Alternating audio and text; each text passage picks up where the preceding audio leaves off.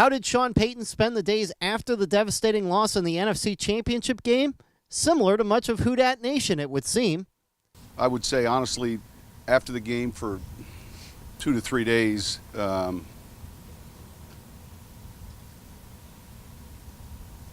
much like normal people, I probably didn't come out of my room. I ate Jenny's ice cream and watched Netflix for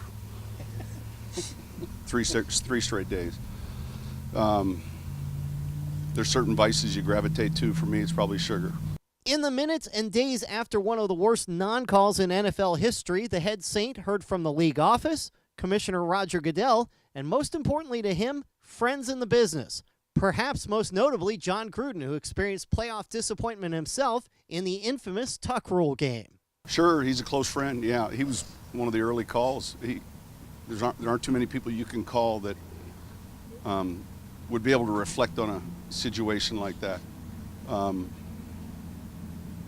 hang up from the phone and the news is still what it was before you called, though, right? While the ending to the season was disappointing, Payton says it won't take away from what the team did in 2018. Look, I'm proud of this is a team that won 14 games with a pretty good schedule, played a lot of good teams, a lot of playoff teams. And considering the season they had the year before is encouraging. I mean, those are a lot of wins. And obviously you want to be in that last game, and it didn't work out. And as for the fans who have obviously had a hard time getting past the loss, Coach Payton had a message for them as well. Same thing we talked about as a team. It's not going to happen overnight, and it'll take a little bit of time, obviously.